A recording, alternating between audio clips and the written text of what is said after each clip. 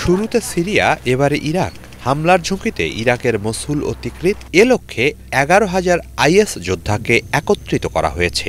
চাঞ্চল্যকর এমন দাবি জানাচ্ছে ইরান।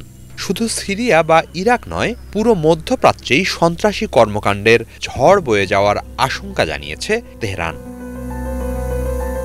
ইরানের পক্ষ থেকে দাবি করা হচ্ছে, সিরিয়ায় সাফল্যের পর এবারে ইরাককে টালমাটাল করার পরিকল্পনা এগিয়ে নিচ্ছে যুক্তরাষ্ট্র। ইরানের সর্বোচ্চ ধর্মীয় নেতা আয়াতুল্লাহ আলী খামেনির ঘনিষ্ঠ সহচর ও বিপ্লবী গার্ড বাহিনীর সাবেক commander in chief Mohsen Rezaei বলেছেন, সন্ত্রাসীরা ইরাকে হামলার প্রস্তুতি নিচ্ছে। এ লক্ষ্যে যুক্তরাষ্ট্র অন্তত 11,000 আইএস যোদ্ধার বিশাল বাহিনী প্রস্তুত করেছে। রেজাই বলেন, ইরাকে হামলা চালানোর জন্য দীর্ঘদিন ধরে ওই আইএস যোদ্ধাদের সিরিয়ার উত্তরাঞ্চলের একটি মার্কিন সামরিক ক্যাম্পে প্রশিক্ষণ দেয়া হয়েছে। আগামী কয়েক মাসের মধ্যে তারা ইরাকের মসুল ও তিকরিতের মতো শহরগুলোতে হামলা চালাতে পারে বলে সতর্ক করেছেন তিনি। এর আগে 2014 সালে তৎকালীন নেতা আবু বকর আল বাগদাদির নেতৃত্বে ইরাক ও সিরিয়ার বিশাল অংশ দখল করেছিল আইসিস। সে সময় ওই অঞ্চলে তথাকথিত ইসলামী খেলাফতের ঘোষণা দিয়েছিল তারা। চূড়ান্ত সাফল্যের সময় সিরিয়ার 1/3 ও মসুল সহ ইরাকের 40% ভূখণ্ড ছিল আইসিসের দখলে।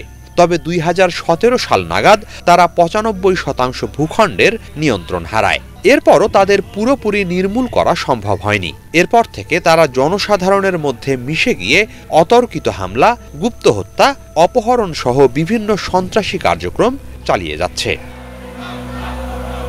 ইরানের দাবি, সম্প্রতি সিরিয়ায় বাশার আল আসাদ সরকারকে উৎখাত করা বিদ্রোহীদের মাঝেও তারা আছে। বিদ্রোহীদের দিয়ে আসাদ সরকারকে হটানোর পেছনে যুক্তরাষ্ট্র ও ইসরায়েলের হাত আছে বলে জানিয়েছেন খামেনি। এর মধ্য দিয়ে সিরিয়াকে নিজেদের খেলার মাঠে পরিণত করতে চায় ওয়াশিংটন ও তেল আবিব। ইরান বলছে, এরই মাঝে আসাদ সরকারকে উৎখাতের সুযোগে ইসরায়েল সিরিয়ার সার্বভৌমত্ব লঙ্ঘন করতে শুরু করেছে।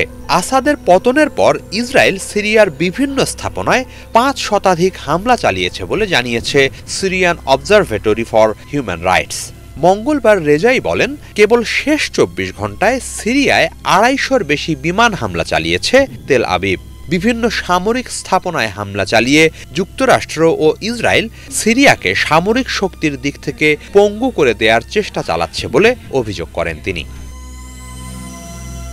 এছাড়া সিরিয়ার গোলান হাইটস ও বাফার অঞ্চলে ইসরায়েলি দখলদারিরও তীব্র নিন্দা জানাচ্ছে ইরান।